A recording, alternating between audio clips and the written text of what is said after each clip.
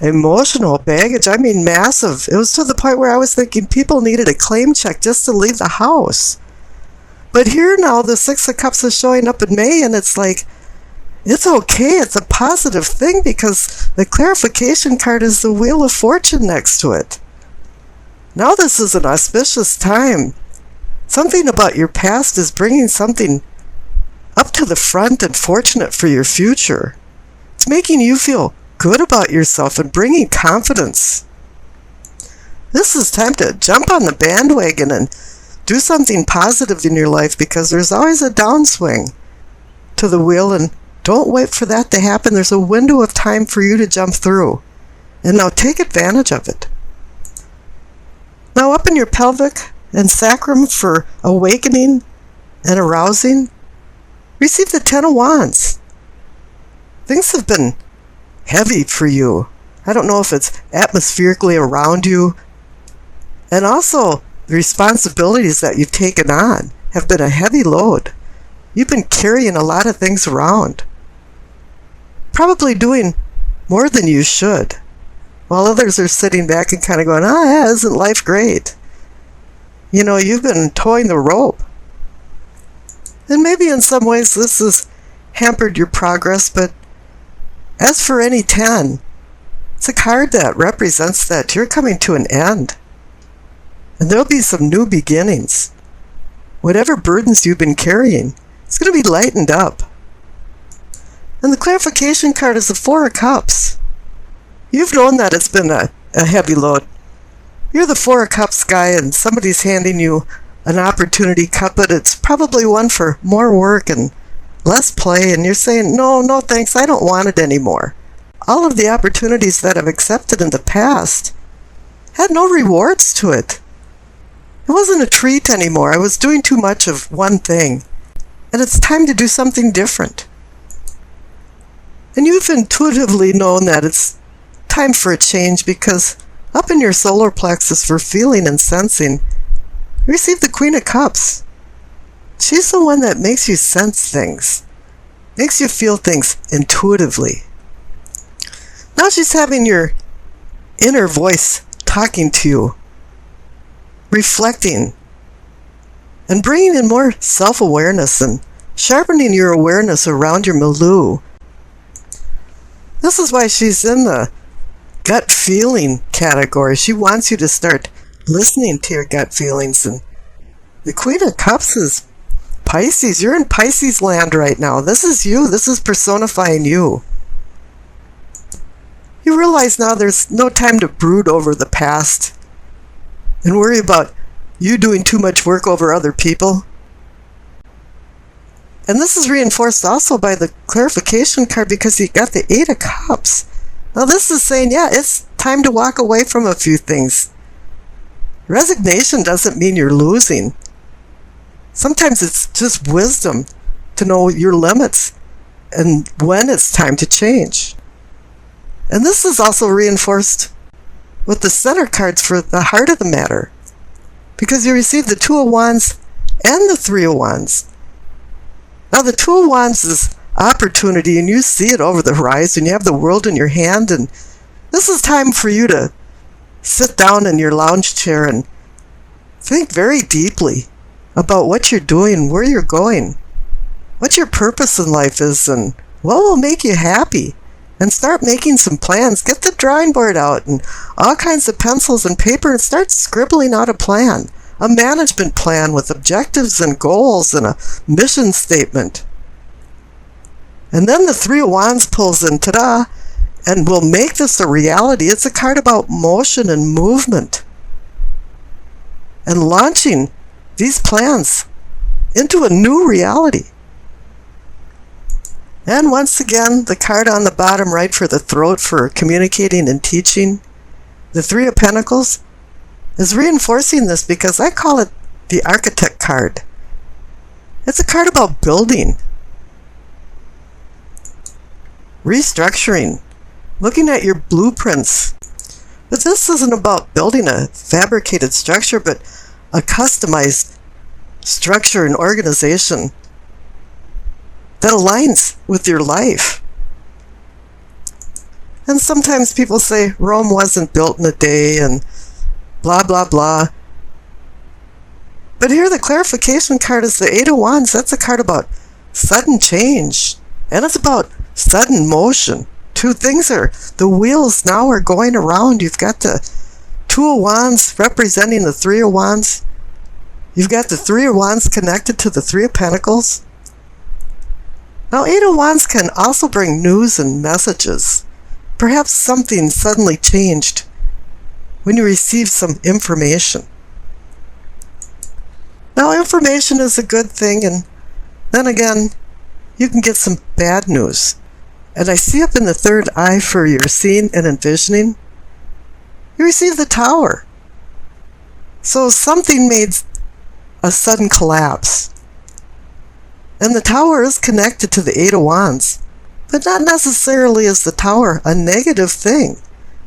Sometimes things have to be restructured for reconstruction. And that's the reason for the collapse.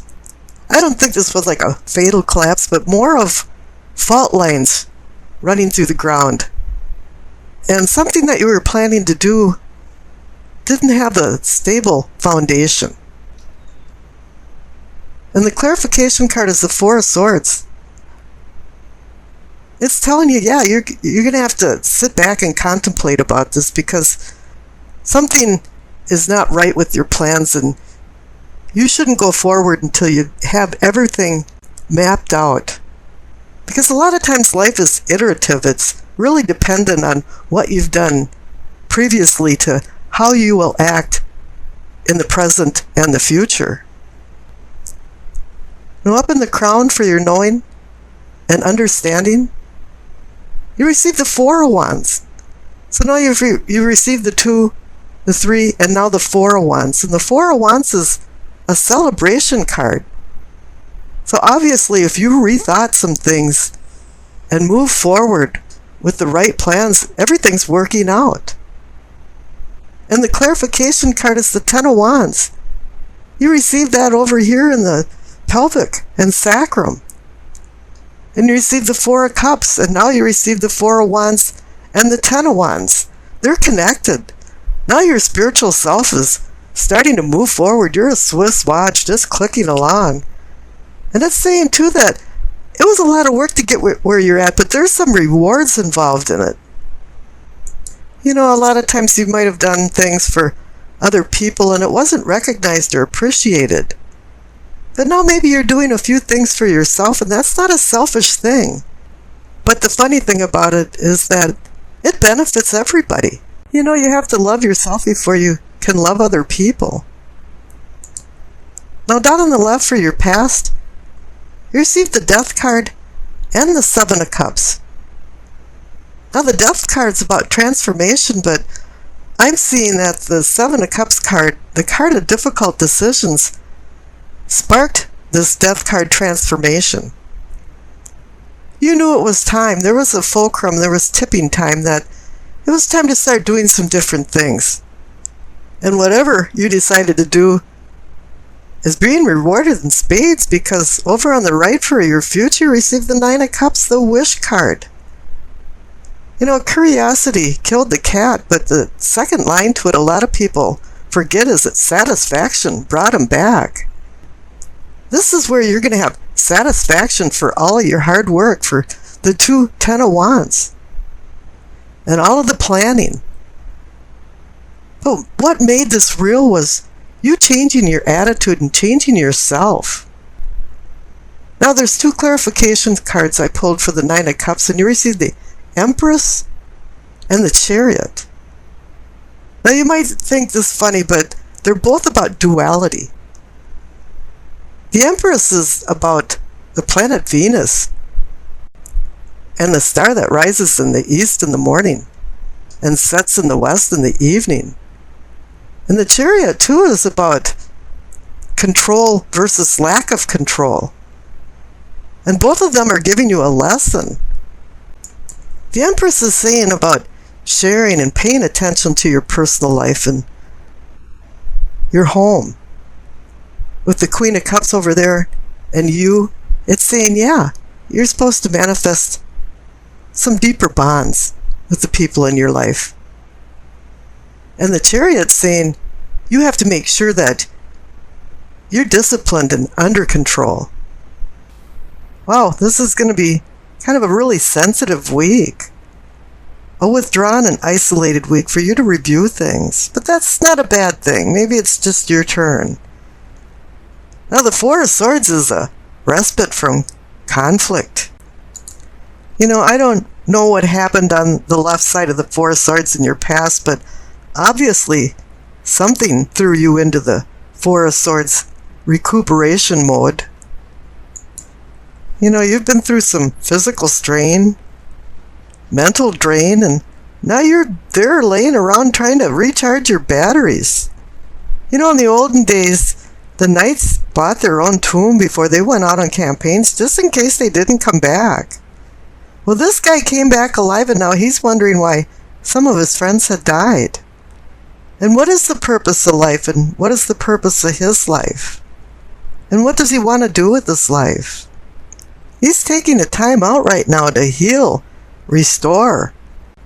He's licking his wounds, recuperating his sanity, and trying to gain some type of perspective, and trying to relax, take a break from worry and anxiety. And boy, do we have a lot of them in modern day times. He just wants a break from his troubles, which is a little different than the Hanged Man, who is going into a meditative isolation to acquire wisdom. Wisdom is so important to the Hanged Man that he's going on a spiritual journey from death to rebirth. And this card indicates that there could be some sacrifices involved in acquiring this wisdom. Maybe you've already sacrificed, and that's why you're in the Four of Swords mode along with the Hanged Man. This card encompasses the Tao concept of wu-wei, and it actually means non-doing. It's just time to let things take its natural flow and not resist anymore. A lot of times we try to control our physical world, and it just doesn't work. You can't put a round peg in a square hole. And now once you acquire some of this wisdom, then you start looking at things in a different light. You start realizing that you have to get rid of the old and accept the new with open arms. It's time to change. Pain in life is inevitable, but suffering is optional, and I think that's where the Four of Swords guy is back there saying, why am I suffering? But if you are feeling confused, I don't think you're going to be anymore with the Eight of Wands. Because this is like a miasma that's being lifted, and you're seeing things with more clarity. There's going to be some swift unfolding events that are going to change some things for you. The Eight of Wands can be about the cadences of life and children growing up, us growing older, and the challenges that are involved in change and how to deal with them. This is a positive change card, though. An immovable mountain is now movable when you have had obstacles in front of you and casting into your path right and left. All of a sudden now everything is falling together and you're able to go forward. And this card is about travel. And it can be physical travel, but with the Four of Swords and the Hanged Man here, I think it's more of a spiritual journey than anything else. You've been doing some self-discovery. Now I tossed the dice and received Cancer, Mercury in the second house. Now you received another cup sign, Cancer. Sensitivity once again. And there's going to be some more withdrawals in this reading.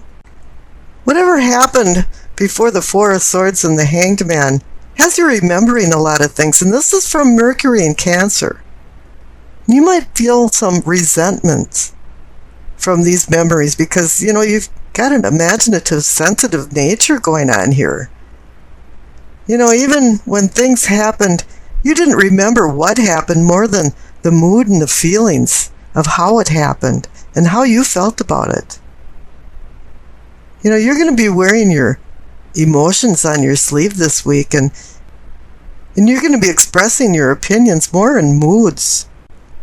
And if you have perceived some type of slight or insult, you're going to be the crab like Cancer, and you're going to just immediately withdraw.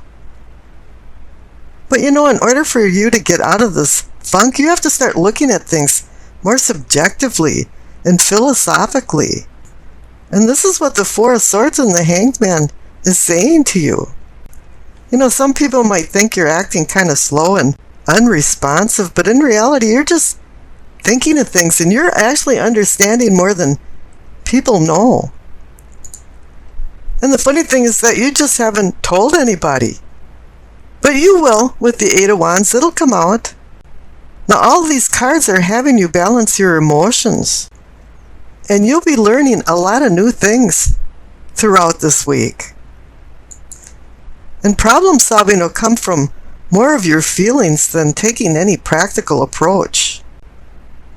Any negative people that you come in contact with, you're going to have to get away from them like the plague, because you're just going to start absorbing these negative feelings. So basically, you should really feel out your audience before you get involved in anything. Just sit back and listen for a while. And if you don't like what you hear, just walk away. You could oppose these negative people or edify them. But what for?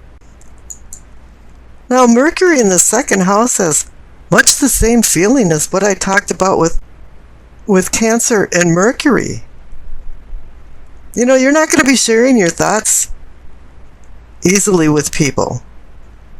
And you're going to feel like you have to do a lot of homework in order to make any decisions. But whatever you do learn, you are going to communicate with people very carefully about how you feel.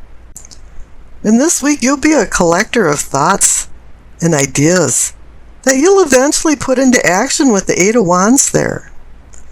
And when the mood hits, you're going to go up to a podium and give the biggest, most astounding speech to people that you've ever done.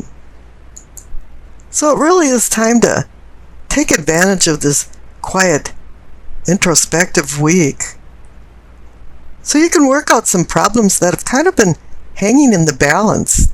And that's a little pun with the Hanged Man. So you can resolve whatever happened in the past before the Four of Swords